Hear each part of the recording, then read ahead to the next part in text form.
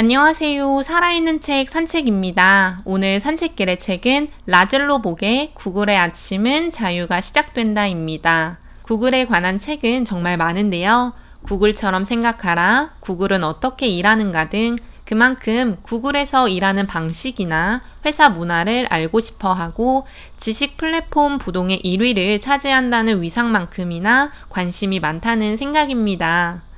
다양한 책 중에서도 오늘 소개해드릴 책은 구글 최고 인적 자원 책임자이자 인사 담당 수석 부사장인 라즐로 복이 직접 쓴 책이며 구글 인사에 대해서 세부적인 이야기가 나오고 있습니다. 장장 500페이지가 넘는 책이긴 했지만 구글 인사의 핵심을 풀어준 책이라는 생각에 하루를 꼬박 들였습니다. 그래도 힘들다는 생각보다는 새로운 세계를 접한다는 느낌으로 읽었습니다. 잘 나가든 그렇지 않든 그 회사가 가지고 있는 고유한 속성들이 항상 모든 기업에 100% 맞다고 이야기할 수는 없는데요. 그럼에도 불구하고 구글이 자유로운 분위기 속에 중구난방으로 일하지 않고 하나의 목표를 위해 혁신적인 행동을 할 수밖에 없다는 것에 대해 이해를 돕는 책이었습니다. 이 책은 총 14장으로 구성이 되어 있는데요. 사원을 뽑는 채용 과정부터 사원을 뽑고 난 후에 어떻게 인사 관리를 하는지까지 꼼꼼하게 나와 있는 책입니다.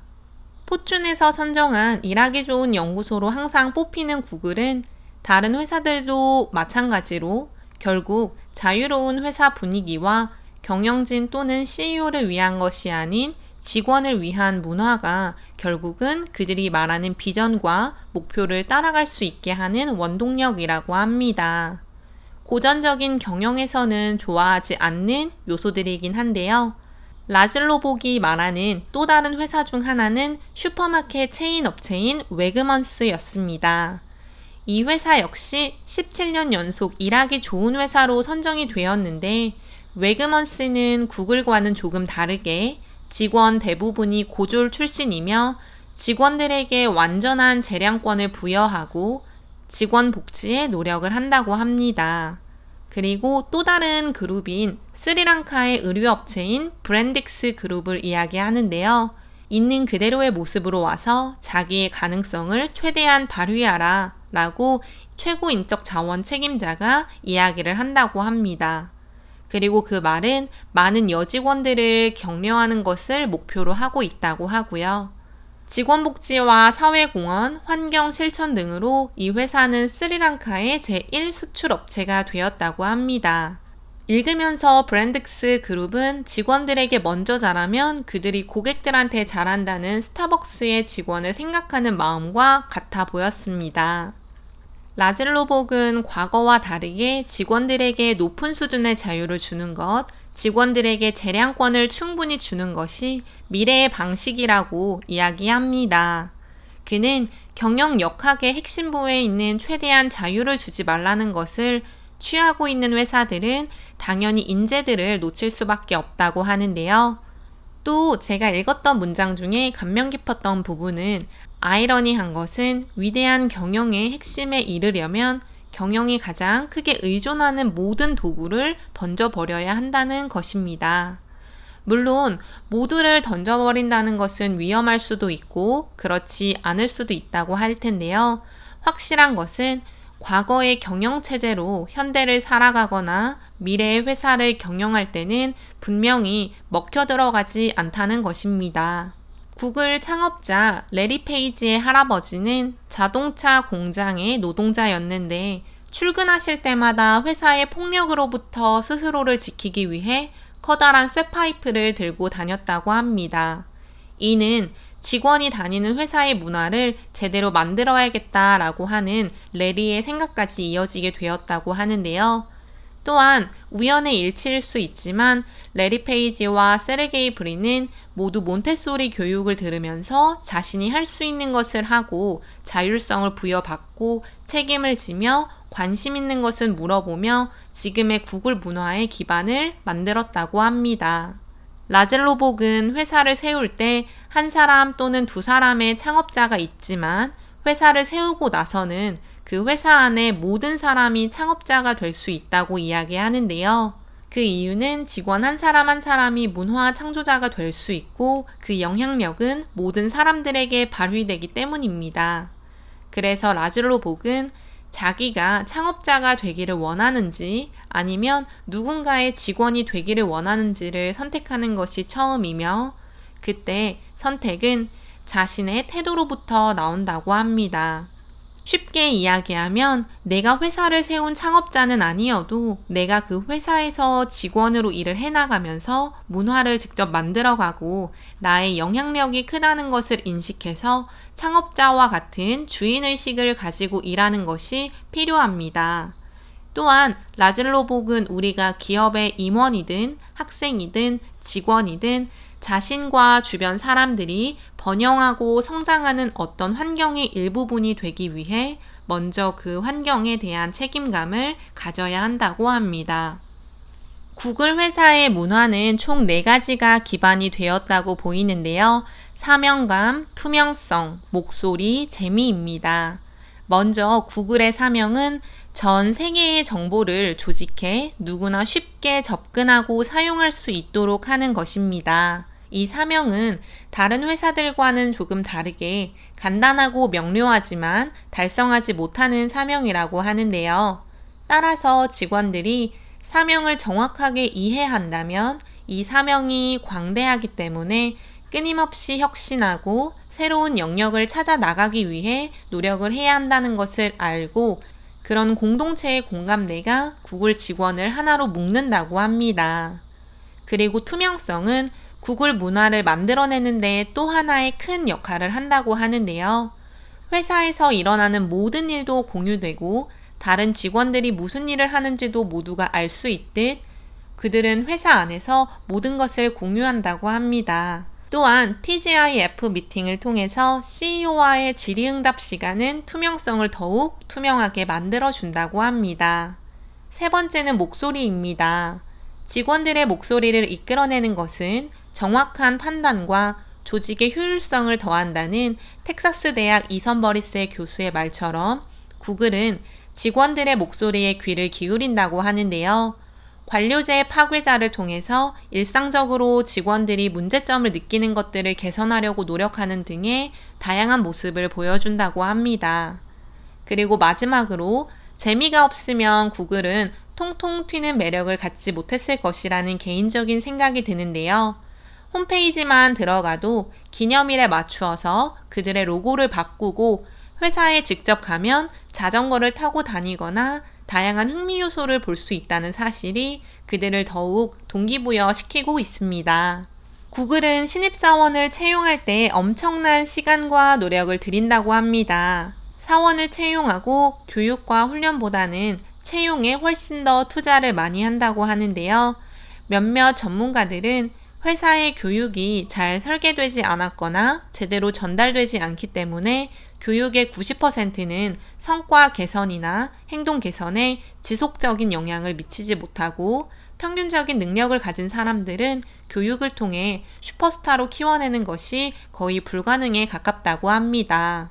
그래서 구글은 평범한 인재를 채용해서 교육을 시키는 것보다 처음부터 최고의 인재를 채용하는 것을 이야기하고 있는데요. 우리가 생각했을 때 우리나라의 기업에서 진행하는 면접 과정으로 보면 어떻게 최고의 인재인지 알 수 있나 의문을 가질 수 있을 것 같습니다. 그러다 보니 구글은 처음에 채용을 할 때 거의 6개월이 걸렸다고 합니다. 그들은 채용을 천천히 하면서 최고의 인재를 선별해야 한다고 말하고 있으며 처음에는 두드러지지 않았지만 시간을 가지고 그 사람과 함께 하다 보면 최고의 인재는 드러나기 마련이라고 합니다. 하나의 팁을 더 드리자면 자기보다 나은 인재를 채용하라고 라즐로 복은 말하고 있는데요. 자신이 가르치겠다는 생각이 아니라 바로 업무에 투입해서 믿을 수 있을 만한 인재를 채용하라고 합니다. 또 구글은 인재를 채용하면서 새로운 사실을 알았다고 하는데요. 진짜 최고의 인재는 일자리를 찾지 않는다는 사실과 유능한 사람은 지금 있는 곳에서 충분히 많은 보상을 받고 현재 상태에 만족한다고 합니다. 그래서 그들은 팀을 새로 정비해서 그들이 직접 헤드헌터가 되는 과정을 거쳤다고 하는데요. 뿐만 아니라 그들은 불합격한 지원자들에게도 다시 기회를 주는 등 채용을 다양한 방식을 통해 진행하면서 최고의 인재를 영입하기 위해 열을 올리고 있다고 합니다. 간단히 구글의 채용 과정을 정리하고 넘어가자면 먼저 모든 직무를 아는 채용 담당자가 이력서를 추리고 전화 면접 또는 행아웃을 통해 영상 면접을 본다고 합니다. 그리고 종합 인지 능력을 평가한다고 하고요. 관리자와 동료들, 부하 직원들, 다기는 면접관과 함께 대면 면접을 진행하고 회사 내에서 입사를 지원한 사람을 아는 사람이 있으면 그 사람에게 물어보기도 한다고 합니다. 마지막으로는 CEO가 최종 결정을 내린다고 하는데요. 그래도 요즘엔 채용을 하는데 평균적으로 47일이 걸린다고 합니다. 채용에 이렇게 열을 올려 신입사원을 뽑고 나면 그들은 직원이 회사를 운영하게 하는 가치에 따라 직원들에게 자율성을 준다고 합니다. 그 자율성은 우리가 우려하는 것처럼 직원들이 놀게만 하거나 성과를 내지 못하게 하지는 않는다고 하는데요. 오히려 그 자율성이 직원들이 자신의 업무에 책임을 가지고 자기의 목소리를 내면서 자신들이 해야 하는 것을 정확하게 해낸다고 합니다. 관리자는 자신의 권위를 직원들에게 위임을 하지만 관리자가 없는 것은 효율성이 떨어지기 때문에 관리자는 꼭 필요하다는 것을 라즐로 복은 이야기하고 있습니다. 또 의사결정을 할 때는 사람의 감정에 기반한 의사결정이 아닌 자료와 확인된 사실을 바탕으로 의사결정을 해야 하며 직원이 많은 것을 해낼 수 있다는 기대를 가지고 조금 어려운 업무도 제공을 해줌으로써 직원의 잠재력을 끌어내라고 하고 있습니다. 또 의사결정을 할 때는 사람의 감정에 기반한 의사결정이 아닌 자료와 확인된 사실을 바탕으로 의사결정을 해야 하며 직원이 많은 것을 해낼 수 있다는 기대를 가지고 조금 어려운 업무도 제공을 해줌으로써 직원의 잠재력을 끌어내라고 하고 있습니다. 성과 관리는 투명성을 강조하는 구글에서도 어려운 요소라고 하는데요. 그래서 일방적인 한방향 평가 관리가 아니라 관리자와 동료 평가 등 다각도로 평가를 진행한다고 합니다.